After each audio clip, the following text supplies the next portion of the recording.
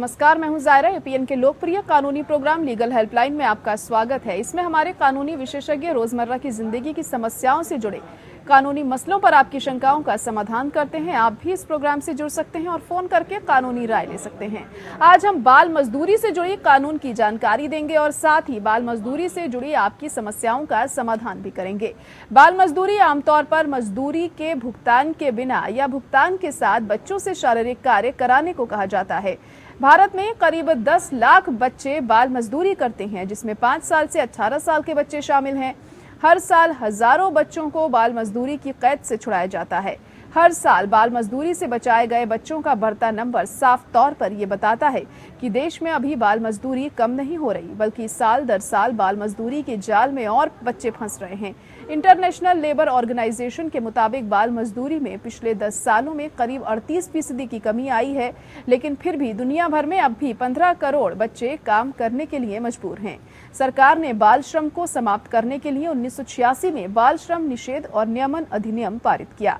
इसके अनुसार खतरनाक उद्योगों में बच्चों की नियुक्ति निषिद्ध है।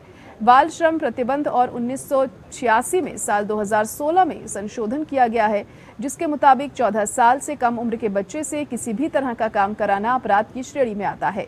14 से 18 साल के बच्चों से किसी खतरनाक इंडस्ट्री जैसे ज्वलनशील केमिकल और विस्फोटक में काम कराने पर रोक है।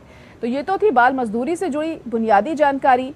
ज्यादा जानकारी और सलाह देने के लिए हमारे साथ अधिवक्ता ऋषिपाल सिंह जी हैं। ऋषिपाल जी आपको बाल मजदूरी से जुड़ी तमाम कानूनी पहलुओं की जानकारी देंगे और आपके हक के बारे में भी बताएंगे। आप भी अपना सवाल पूछ सकते हैं। हमारा फोन नंबर है 0120-612-7967। इसके अलावा आप 0120-612-7968 भी डायल कर सकते हैं। हमारा आज का सवाल है, बाल मजदूरी से जुड़ी हुई कोई भी जानकारी आप हमसे जान सकते हैं। हमारे अधिवक्ता लगातार हमारे साथ बने रहेंगे। और ऋषिपाल जी हमारे साथ जुड़ चुके हैं। सर, बहुत स्वागत है आपका हमारे इस खास प्रोग्राम में। पहला सवाल आपसे यही जानना चाहेंगे कि बाल श्रम की कानूनी परिभाषा आखिर क्या होती है? एक तो बाल श्रम की अगर कानूनी परिभाषा को भी हम अगर बात करें तो पहले बाल श्रम को जानना जरूरी है कि बाल श्रम है क्या। बाल, जिसको हम बालक बोलते हैं, जो हमारे देश का भविष्य है, जिससे हम लोग आगे ये आसार करते हैं कि आने वाले जो बच्चे हैं ये कल के नेता हों। ये जो बालक जो 5 साल से स्पेशली 14 साल तक, 5 साल से नीचे का जो बच्चा होता है उसको शिशु बोलते हैं। 5 साल से और 14 साल तक के जो बच्चे होते हैं उनको हम बाल श्रमिक की श्रेणी में रखते हैं। सबसे इम्पोर्टेंट जो ये एज होती है, एक ऐसी टेंडर एज होती है जिसके अंदर एक बच्चा जो होता है उसका मानसिक, शारीरिक और शैक्षिक जो विकास होता है उसकी नींव पड़ता है।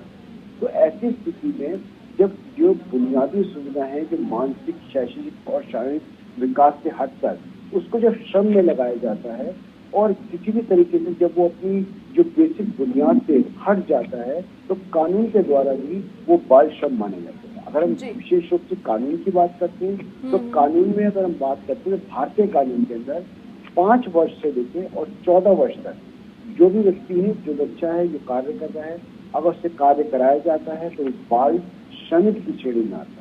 हालांकि यूएन में जो है अगर उसकी परिभाषा लेके चलते हैं तो वहाँ 18 वर्ष तक है कि 18 वर्ष से नीचे जो भी व्यक्ति होगा, जो भी बच्चा होगा वो बाल श्रमिक की श्रेणी में आएगा। लेकिन कानून के हिसाब से कानून के हिसाब से 5 वर्ष से और 14 वर्ष का एक जो क्राइटेरिया है उसके अंदर कोई व्यक्ति काम करता है और यह काम कराया जाता है जबरदस्ती तो वो बाल श्रमिक की श्रेणी में आता है।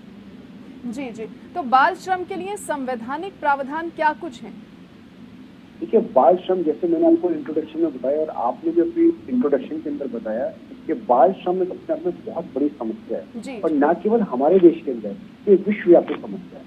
तो और ये समस्या को इतनी गंभीरता से इसलिए लिया जाता है कि आने वाले जो हमारे बालक हैं यही कल को हमारे आने वाला भविष्य है। अगर इनकी हम देखभाल नहीं करेंगे तो आने वाला जो भविष्य है वो सही नहीं मिल पाता। इसलिए हर देश जो है ये कोशिश करता है अपने कानून के अंदर बाल श्रमिकों को रोकने की कोशिश करता है। भारतीय संविधान के अंदर विशेष रूप से अगर देखा जाए तो अनुच्छेद 23 के अंदर एक बहुत बड़ा प्रावधान दे रखा है कि जो बाल श्रमिक जो किसी भी तरह से अगर कोई बाल श्रमिक होता है उसको बाल श्रमिक को रोका जाए। अनुच्छेद 15 के अंदर भी, उसके सबसेक्शन 3 के अंदर भी विशेष रूप से जो राज्य है, सरकार है, चाहे वो केंद्र सरकार हो चाहे वो राज्य सरकार हो, दोनों को ये अधिकार दिए गए हैं कि बाल श्रमिक को रोकने के लिए, बाल श्रम को रोकने के लिए वो कोई भी कड़े कानून बना सकती है और जो अपराध करने वाले हैं उनको जेल के पीछे पहुंचा सकती है और इससे जुड़ी और पुनर्वास की जो और सुविधाएं हैं, जो योजनाएं हैं, वो उनके अंदर बना सकती है। तो विशेष तौर पे अनुच्छेद 15 का सबसेक्शन 3 है और अनुच्छेद 23 है। ये विशेष रूप से एम्पावर करता है स्टेट को, राज्य को और केंद्र को भी कि किसी भी तरीके से जो नियम है वो बनाया जाए और एक जिम्मेदारी भी लाता है राज्य के ऊपर अनुच्छेद 23 के हिसाब से कि बाल श्रमिक को रोका जाए।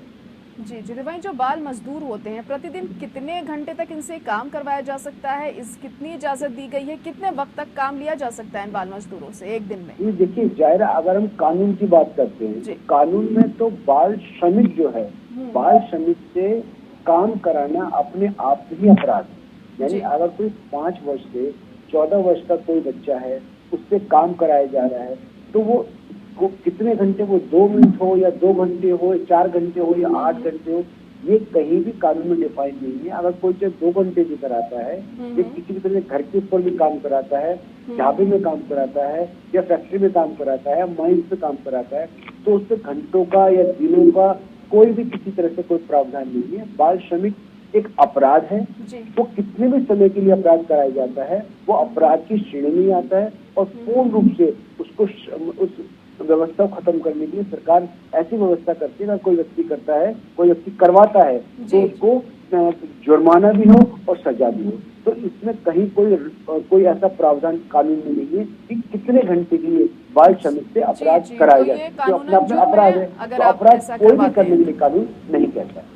जी जी, तो जैसे कि आप बता रहे हैं ये जुर्म है, इस तरह से नहीं करवाया जा सकता है चाहे आप कितने भी घंटे काम करवाएं, लेकिन ये कानून के दायरे से बाहर ही है। तो बाल मजदूरी करवाने वालों पर सजा और जुर्माने का क्या कुछ प्रावधान होता है? देखिए, बाल मजदूरी का जो प्रावधान है, जब से हमारा संविधान बना है तब से लगातार और जब से जो यूएन के जो भिन्न जो मीटिंगें होती हैं तब से लगातार बाल श्रमिक और बाल जो मजदूरी को रोकने के लिए कानून जो है पहले से और सख्त होते जा रहे हैं। पहले जहाँ पर शुरू में 1 महीने की सजा थी, अब वो सजा जो बढ़ाकर 3 महीने की हुई और 3 महीने से बढ़ाकर भी वो 1 साल तक की कर दी। पहले जुर्माना जो 1000 था वो अब 10,000 कर दिया गया है। और ये भी देखा गया है कि अगर कोई व्यक्ति एक बार एक अपराध में पकड़ा जाता है और उसको सजा 3 महीने की मिलती है, अगर वो अपराध को दोबारा रिपीट करता है तो उसको और कड़े कानून से उसको सजा दी जाए। उसका जो जुर्माना है पहले से 2 गुना कर दिया जाए। तो कोर्ट केवल यही नहीं है कि एक व्यक्ति ने अपराध किया और उसको सजा दे दी और छोड़ दिया। कोर्ट ये भी ध्यान रखता है कि वो जो अपराधी है वो कितनी बार अपने अपराध को रिपीट कर रहा है जी। तो उसको भी ध्यान रखा जाता है। और जो प्रावधान है वो दोनों तरीके से, अगर कोर्ट देखता है कि उसको केवल अगर मान लीजिए गलती से हो गई, उसकी बच्चे की टेंडर एज थी, मान लीजिए 13-14 की बीच थी और वो व्यक्ति कहता है मुझे पता नहीं था, तो केवल जुर्माना करके भी छोड़ा जा सकता है। लेकिन अगर वो बच्चा 6 साल का है, 7 साल का है, तो ऐसी स्थिति में कोर्ट जो है वो कड़े नियम उठाता है, कड़े कानून में उसको सजा का प्रावधान भी है, तो उसको जेल भी भेजा जाए और ज्यादा से ज्यादा जो जुर्माना है वो उस पर लगाया जाए। जी जी जी। कारखाना अधिनियम और खदान अधिनियम के क्या कुछ प्रावधान है ऐसे में? इससे बच्चों को मजदूरी कराने पर किस तरह से प्रतिबंध है और सजा क्या है इसे लेकर? देखिए, सबसे पहले तो जैसे आपने सबसे शुरू में कहा कि संवैधानिक उपबंध क्या है हमारे देश के अंदर जो बाल अधिनियम को रोकते हैं। संवैधानिक उपबंध यही कहता है कि किसी भी तरीके से जो बाल मजदूरी है उसको रोका जाए। वो बाल मजदूरी जो भी प्रावधान है, चाहे वो कारखाने हैं, चाहे वो खदान है, चाहे वो ऐसी स्थितियां हैं जहाँ पे मान लीजिए ढाबा है या कोई और स्थिति है, तो सब जगह कानून ये कहता है कि बाल मजदूर को जो उसकी मजदूरी है उसको रोका जाए। और ऐसी स्थिति में जो स्पेशली अगर आप उसको अलग थोड़ा करके लिखना चाहें, कारखाना खदान से अलग लिखना चाहें, तो जो हजारत होते हैं, जो ऐसे जो जगह होती है जहाँ जो बहुत खतरनाक होती है, जैसे अगरबत्ती की फैक्ट्री है, जैसे क्रैकर्स की फैक्ट्री है, जैसे और कोई चीजें हैं जो सीधे उस बच्चे के मानसिक और शारीरिक स्वास्थ्य को हानि पहुंचाती है, उनके ऊपर विशेष रूप से जो वहाँ की जो सरकार होती है, वहाँ की जो लेबर कमिश्नर होता है, वहाँ का जो पुलिस ऑफिसर होता है, वहाँ पे काम करने वाली एनजीओ होती है, वो ये लगातार ध्यान रखती है कि बाल मजदूरी को रोका जाए। और जो विशेष तौर पे जो खादान हो गई, रेलवे हो गया, कारखाने हो गए, बड़े कारखाने और ऐसे कारखाने जिसमें केमिकल का इस्तेमाल होता है, तो उनमें विशेष रूप से अगर ये प्रावधान कोई व्यक्ति पाया जाता है तो कड़े नियमों को इस्तेमाल किया, और यहाँ तक कि सरकार उस फैक्ट्री को भी एक अमुक समय के लिए सील कर सकती है और एसडीएम के पास जाकर ही वो फैक्ट्री खोलेगी और भारी जुर्माना भी लगाया जाएगा। जी जी, तो केमिकल फैक्ट्री में या ज्वलंत पदार्थों की फैक्ट्री में खासतौर से मनाही होती है इस तरह से काम करवाने की, बिल्कुल, और ऐसे में सजा का भी काफी अहम प्रावधान दिया गया है।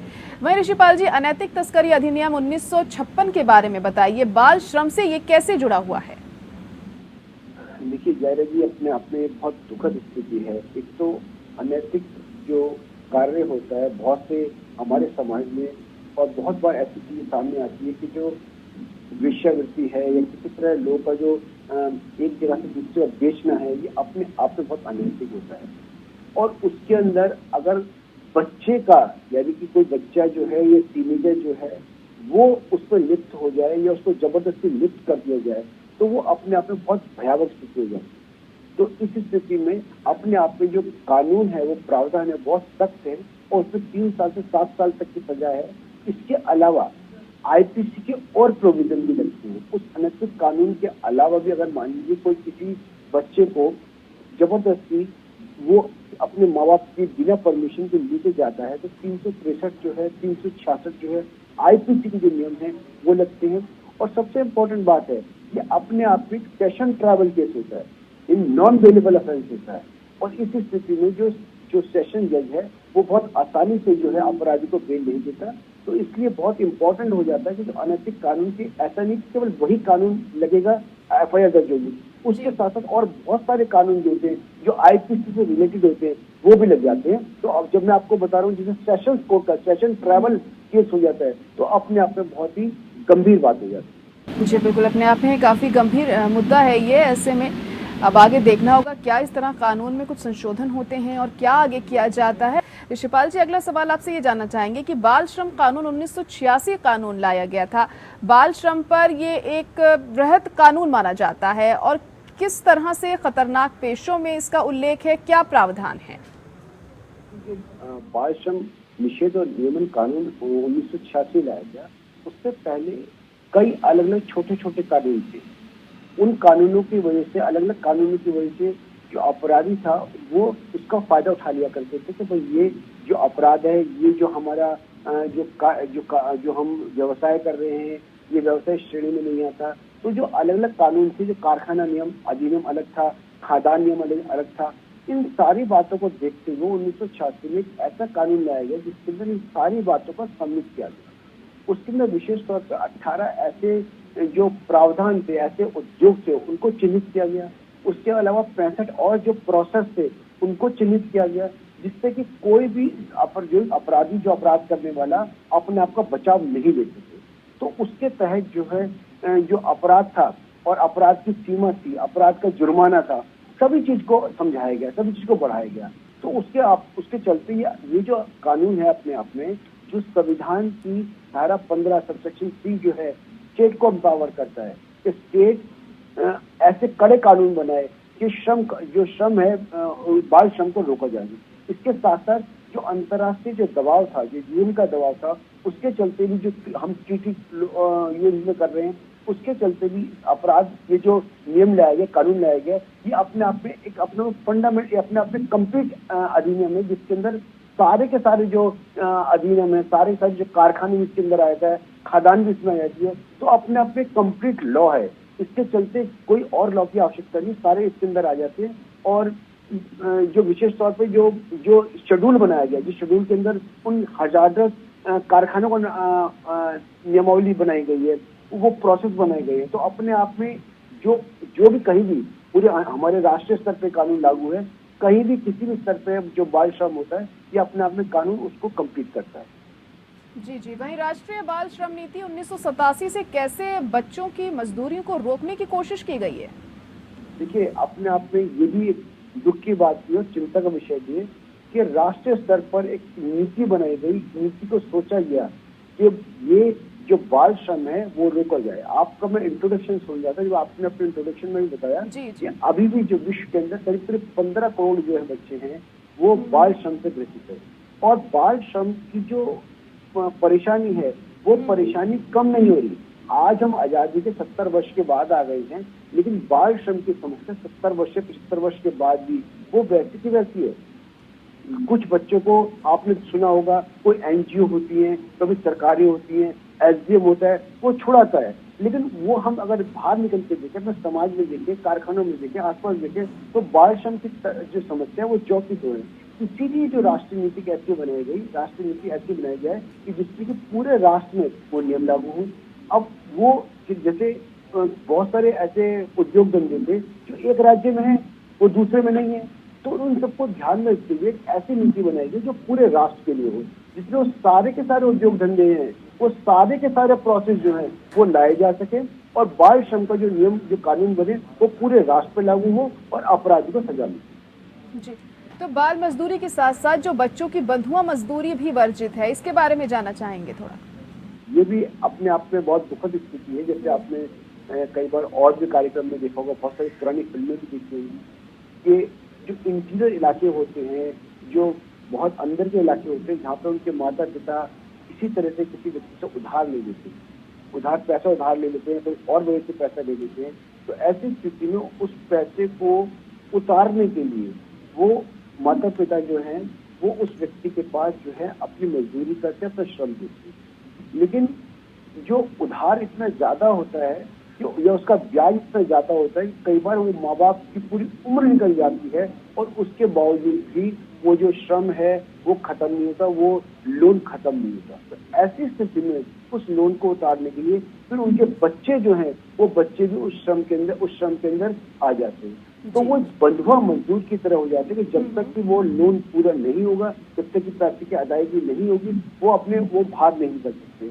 ऐसी स्थिति में उनको केवल बहुत मुश्किल से केवल उनके भरपेट भोजन ही मिल जाए वही बहुत है। तो बंधुआ मजदूरी जो है वो बहुत समय तक चलती आ रही है और ये बहुत दुख की बात है कि आज हमारे देश में हम साइंस में भी तरक्की कर ली है, हम चांद पे पहुंच गए हैं, लेकिन बंधुआ मजदूरी की स्थिति आज भी हमारे देश में काफी जगह पे देखी जाती है। तो बंधुआ मजदूरी सरकार ने और संविधान में प्रावधान है कि बंधुआ मजदूरी को अगर कोई करता है या करवाता है तो उस पर आपराधिक नियम भी जो है वो लागू होते हैं और उनको ऐसे व्यक्ति को अपराध में सजा का प्रावधान है। जी, तो क्या बाल मजदूरी से छुड़ाए गए बच्चों के पुनर्वास की भी व्यवस्था कानून में की गई है?